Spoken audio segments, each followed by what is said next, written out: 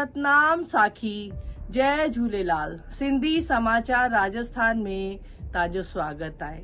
अज पाण ॻाल्हि कंदासीं होली जी। तव्हां सभिनि खे होली जी धुलंडी जी वाधायूं हुजनि। तव्हांखे लख लख वाधायूं हुजनि।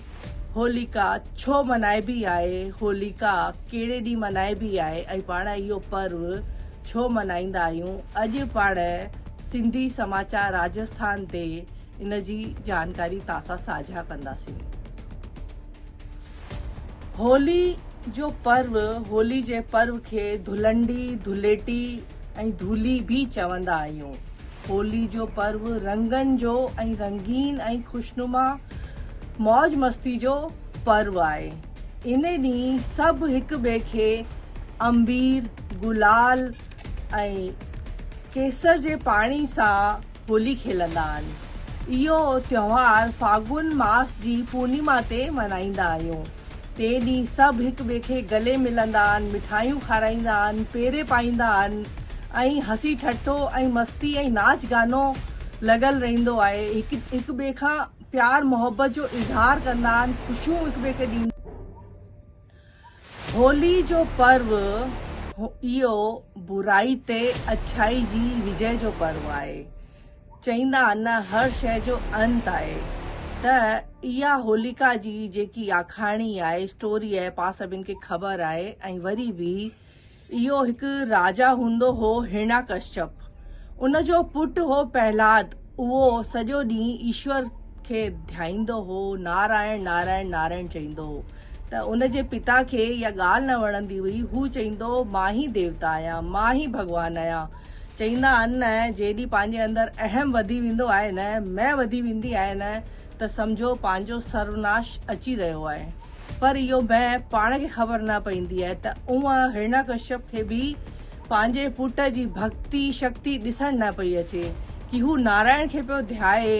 त हू चए कि मुंहिंजो नालो वठि, तूं मूंखे यादि कर, तूं मूंखे पुकार, मूंखे ध्याए। पर चईंदा आहिनि न, हुन अॻियां कंहिंजी न हलंदी आहे, उन अॻियां कंहिंजी न हलंदी आहे। प्रहलाद खे ईश्वर जे मथां अंधो भरोसो हो कि हू मूं वटि आहे, हू मुंहिंजी रक्षा कंदो, हू मूंखे ॾिसंदो। हिरण्यकश्यप पंहिंजे पुट प्रहलाद खे पहाड़नि तां किरायईं, पर हू बची वियो। उनखे ज़हर ॾिनई ऐं अहिड़ियूं तमामु ॻाल्हियूं कयईं जंहिंसां हू न बचे, न रहे। पर चईंदा आहिनि न, जाको राखे साईं या मार सके न कोई।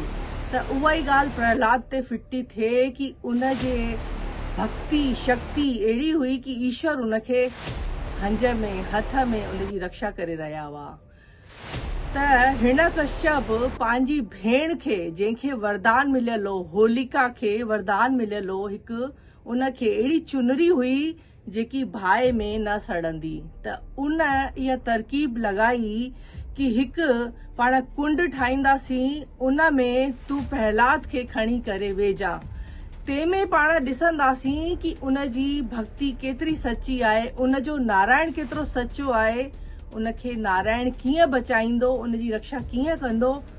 त उन पंहिंजी भेण खे सॾु करायईं, घुरायईं कि तूं होलिका में वेही करे उनखे, प्रहलाद खे गोदी में खणी करे वेह। हिरण्यकश्यप पंहिंजी भेण खे घुरायईं। उन्हनि जी जेकी सोच वीचार, चईंदा आहिनि न, जैसी करनी वैसी भरनी। त हुननि जेको पाण सोचे रहंदा आहियूं ज़रूरी कोन्हे उहो उअं थिए। त उन पंहिंजी भेण खे चयईं, चुनरी पाए करे उनखे खणी वेह। पर ईश्वर जी लीला अनंत ऐं न्यारी आहे। भाव जंहिंजो सुठो आहे, ईश्वर बि उन लाइ अॻियां बीठो आहे।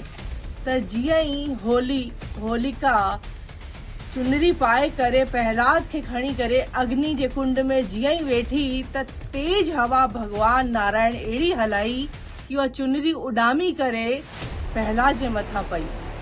त प्रहलाद वियो बची, होलिका वई सड़ी। त उन्हनि जी भावना हुई प्रहलाद खे साड़ण जी, प्रहलाद खे मारण जी। पर थियो छा, थींदो उहो ई आहे जेको ईश्वर सोचंदो आहे। इन उपलक्ष्य में पाण होली ॿारंदा आहियूं, होली जलाईंदा आहियूं। चईंदा आहिनि न, बुराई ते अच्छाई जी जीत। जैसी करनी वैसी भरनी। इहा मूंखे लॻे थो सुठी सुहिणी जानकारी सिंधी समाचार राजस्थान ते मां ॾेई रही आहियां। होली जी तमामु लख लख वाधायूं तव्हां सभिनि खे।